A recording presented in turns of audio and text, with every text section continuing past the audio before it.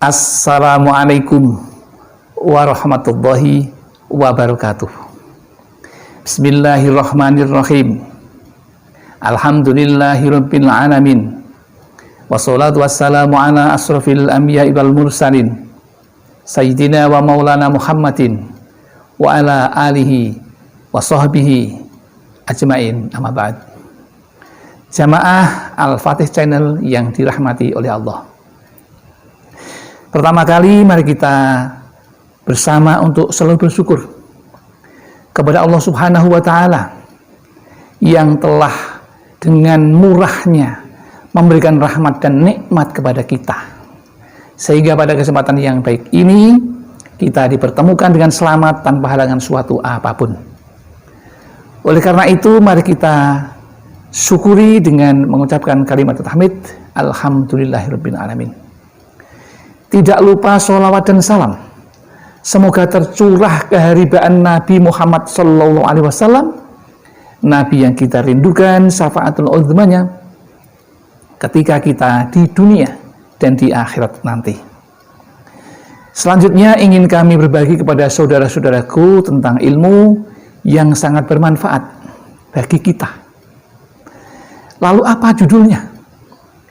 Yaitu judulnya, apapun permintaanmu agar terkabul, jangan lupa akhiri doamu dengan kalimat ini. Di dalam pertemuan kali ini akan kita bahas 3 hal. Yang pertama adalah hal-hal yang diperbolehkan di dalam berdoa. Yang kedua, hal-hal yang tidak diperbolehkan dalam berdoa.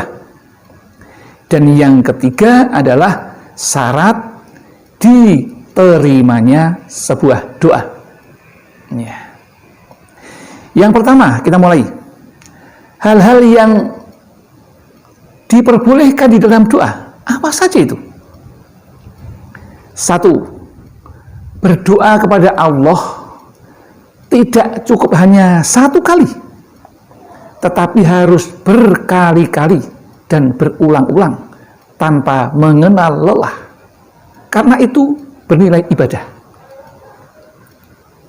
Yang kedua, kita boleh saja merajuk di dalam doa tentang apa yang menjadi unek-unek kita, sampaikan kepada Allah. Yang ketiga, yang boleh berkeluh kesah kepada Allah atas derita-derita kita. Boleh berkeluh kesah. Yang keempat adalah, yang diperbolehkan di dalam berdoa adalah, boleh pula menyampaikan rasa senang dengan penuh rasa syukur atas semua yang dikabulkan oleh Allah. Itu diantaranya yang diperbolehkan di dalam berdoa. Kemudian yang kedua adalah hal-hal yang perlu kita perhatikan yang tidak diperbolehkan oleh Allah, tidak diperkenankan oleh Allah di dalam berdoa, yaitu harus tahu kita agar tidak kita lakukan. Yang pertama yang tidak diperbolehkan oleh Allah itu berdoa dengan melampaui batas, karena sesungguhnya Allah tidak menyukai orang-orang yang melampaui batas.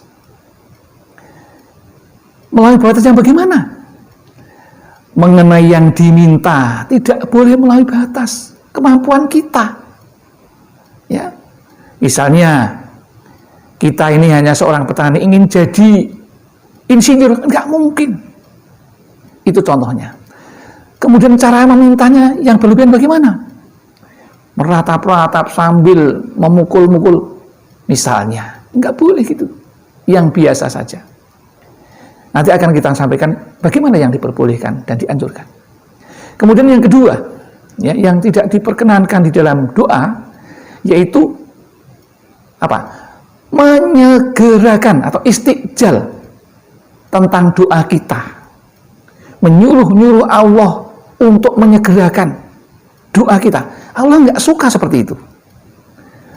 Karena tidak ta'zim, tidak sopan. Kita itu hanya makhluk yang harus menerima semua apa yang dititahkan oleh Allah. Jadi tidak boleh kita mendikte Allah, mengatur-ngatur Allah, tidak boleh. Kemudian yang ketiga yang tidak diperbolehkan yaitu berdoa dengan lalai. Mulutnya mengucapkan doa, tetapi hati kita kosong, pikiran kita juga kosong kemana-mana. Tidak fokus kepada Allah. Tidak ada ma'iyah. Tidak ada kebersamaan diri kita kepada Allah. Maka robitoh kita tidak akan tersambung kepada Allah Subhanahu wa Ta'ala. Dan yang keempat yang tidak diperkenankan ketika berdoa itu adalah mempunyai rasa putus asa. Allah tidak suka dengan orang yang putus asa. Ya. Kemudian yang kita bahas yang terakhir, yang ketiga adalah syarat diterimanya sebuah doa. Syaratnya yang pertama adalah berdoalah dengan sepenuh hati. Semua pikiran, hati, lisan kita konsentrasikan kepada Allah. Jadi caranya bagaimana? Kita membayangkan Allah melihat kita. Atau kalau mungkin bayangkanlah Allah berada di depan kita. Ya. Kemudian yang kedua, syarat yang kedua, bersih dari dosa-dosa yang menghambat lancarnya doa.